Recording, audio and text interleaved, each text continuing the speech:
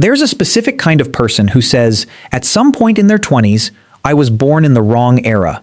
They usually say it half joking, sometimes over a record player, sometimes while watching a black and white film that everyone else finds slow. Sometimes just standing in a supermarket at 11 p.m. under fluorescent lights, feeling a wave of dislocation they can't explain to anyone around them. They're not really talking about time travel. Almost no one who says this actually wants the 1920s. They don't want dying of tuberculosis at 34. They don't want hand-washing laundry or being unable to look up the name of the actor in The Thing. If you handed them an actual working portal, most of them would go for a weekend, panic by Sunday, and come running back to their phone. So the sentence is misleading. It sounds like a preference about history. It's not. It's a diagnostic tool. And once you understand what it's actually diagnosing, you start to see this feeling everywhere, because more people have it than they'll ever admit out loud. Psychologists have a name for the underlying mechanism: Rosy retrospection. It's the brain's tendency to remember the past as calmer, warmer, more coherent than the present. And it works even for pasts you never lived. There's a Greek-derived term for that flavor of it: anemoia, nostalgia for a time you didn't experience, a very particular ache for something that wasn't yours. And here's the strange thing: anemoia isn't a bug in human cognition. It's a signal. It's the mind pointing at something specific that's missing from your current life and dressing it up in period clothing because that's the only way it knows how to draw your attention. The tell is which era someone picks. Ask a wrong era person which decade they wish they'd been born into, and their answer will give you a map of exactly what their present life is failing to provide. It's more accurate than most personality tests. The person who romanticizes the 1950s usually isn't a fan of 1950s politics. What they're mourning is a specific kind of social scaffolding: the neighborhood that knew your name, the church or club or diner you belonged to, the sense that adulthood came with a template you could follow. What they actually miss is legibility. They live in a world with 1,000 paths and no map, and the 1950s look, from a distance, like a world with 3 paths and a very clear map. They don't want the constraints. They want to stop having to invent their own life from scratch every Tuesday morning. The person who romanticizes the 1970s is usually mourning texture, grainy film, warm color, physical objects, music you had to go somewhere to buy, photographs that took 2 weeks to develop and could not be edited. They're not against digital life. They're grieving the way modern life feels frictionless in a way that also makes it forgettable. Everything is instant, and nothing is precious. They want something to slow down enough to be remembered. The person who romanticizes the 1920s is almost always mourning glamour, but a specific kind. Not luxury, ceremony. The idea that ordinary evenings had a dress code, that going out was an event, not a habit, that there was a shared understanding of how to be beautiful in public. They live in a world of leggings and screens and food delivery and are quietly starving for occasions. The 1920s aren't the point. The point is that people used to bother. You can do this for any decade. Someone longing for the 1600s is usually starved for silence. Someone longing for the 1990s is usually starved for privacy, for a version of life that wasn't documented and searchable forever.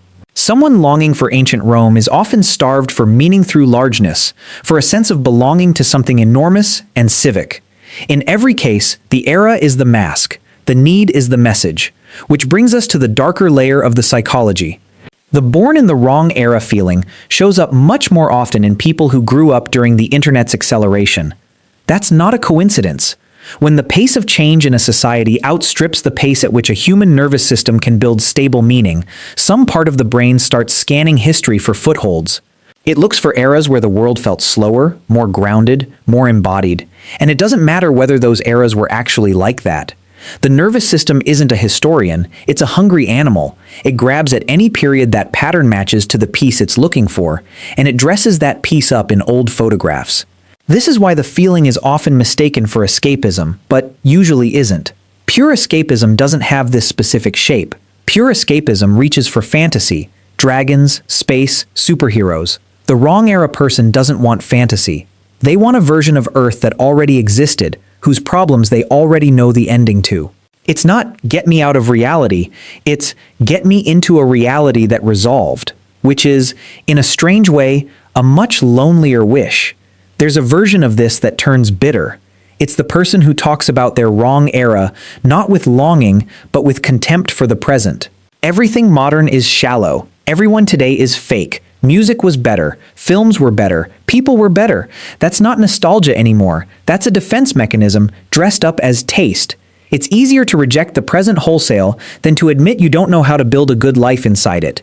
And the sad thing is, that person is often the most sensitive one in the room, the one whose intuition is telling them something real about modern life, but they've turned that intuition into a wall instead of a compass.